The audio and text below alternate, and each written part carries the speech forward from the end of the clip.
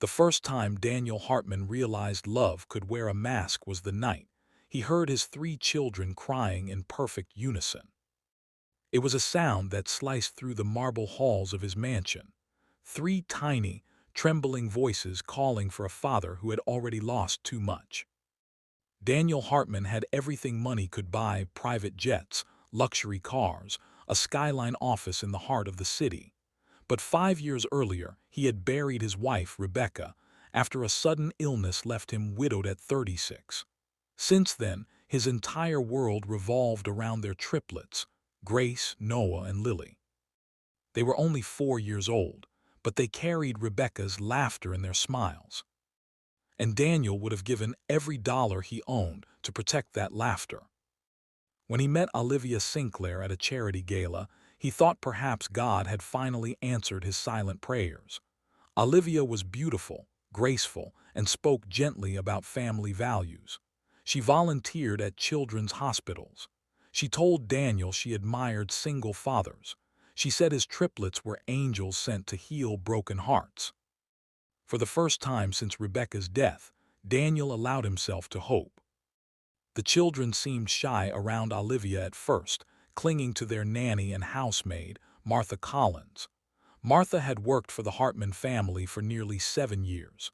She was in her early 50s, widowed herself, and treated the triplets as if they were her own grandchildren. Daniel trusted her more than anyone. Children sense things adults ignore, Martha once said quietly when Daniel mentioned their hesitation. Daniel smiled politely but dismissed the thought. Olivia was kind. He was sure of it. At least he wanted to be. Months passed. Olivia moved into the mansion after Daniel proposed. She insisted it would help her bond with the children before the wedding. Daniel agreed, believing love needed time to grow. But slowly, small changes began. Grace stopped singing at breakfast. Noah started wetting the bed again. Lily, the most talkative of the three, grew silent. Daniel blamed it on adjustment. Change was hard for children. He told himself not to overthink. Until one evening, when a business trip was canceled unexpectedly. Daniel returned home earlier than planned. The house felt strangely quiet. No giggles, no cartoons playing, no Martha humming in the kitchen. Then he heard it, a sharp voice echoing from the nursery. "If you don't stop crying, I'll lock you in the dark room again." It was Olivia. Daniel froze outside the door, his heart pounding.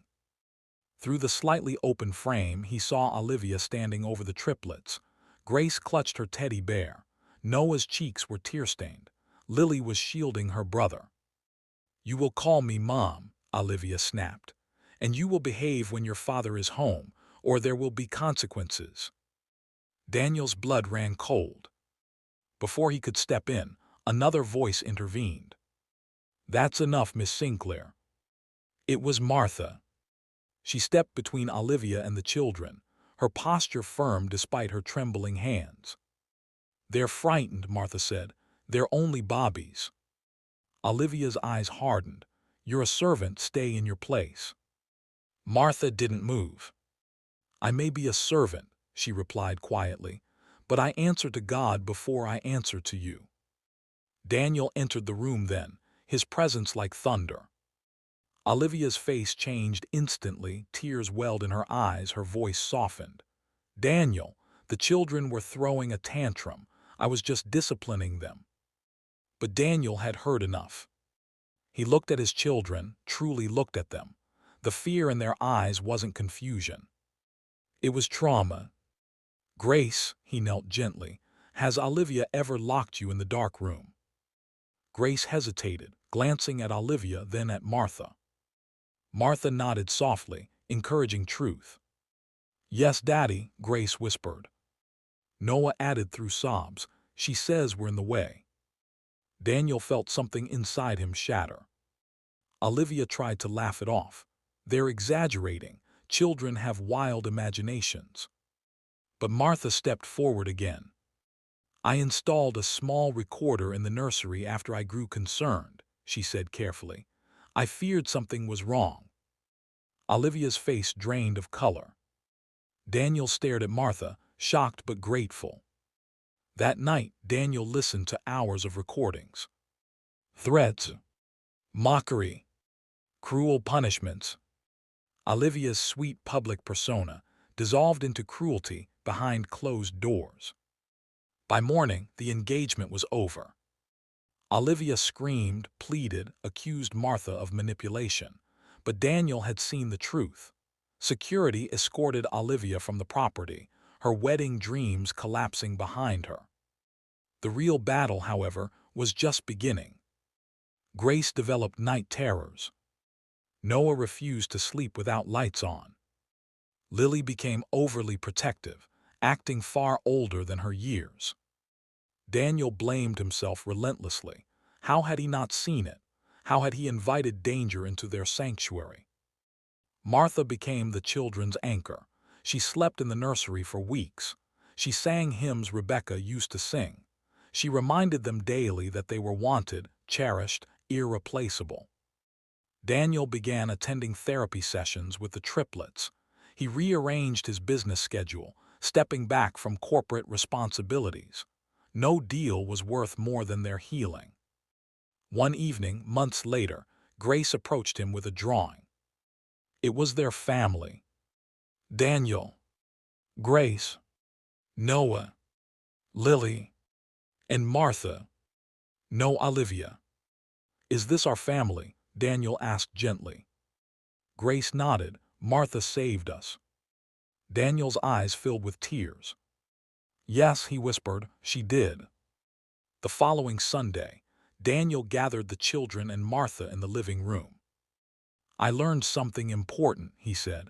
Love is what people say, it's what they protect. He turned to Martha. You protected my children when I failed to see danger. I can never repay that. Martha smiled softly. You did not fail, you trusted, and now you are choosing wisely. Daniel later established a foundation in Rebecca's name supporting vulnerable children in blended families. He shared his story publicly, not to shame Olivia, but to warn other single parents that charm is not character. The triplets slowly healed. Grace began singing again. Noah stopped fearing the dark. Lily returned to being a child instead of a guardian. And Daniel learned that being a father meant more than providing wealth. It meant vigilance, humility, listening when small voices tremble. Years later, when Daniel eventually met someone new, he introduced her to his children slowly, carefully, with boundaries. Love would never again be rushed. Because the night he heard his triplets cry taught him a truth he would carry forever. Real love protects the vulnerable. Real love sacrifices ego for safety. And sometimes, the greatest hero in a mansion full of wealth is the humble maid who refuses to stay silent. Martha Collins never asked for recognition, but in the Hartmann home, she became more than an employee. She became family. And the triplets would grow up knowing that not all heroes wear diamonds. Some wear aprons and stand between cruelty and innocence without hesitation.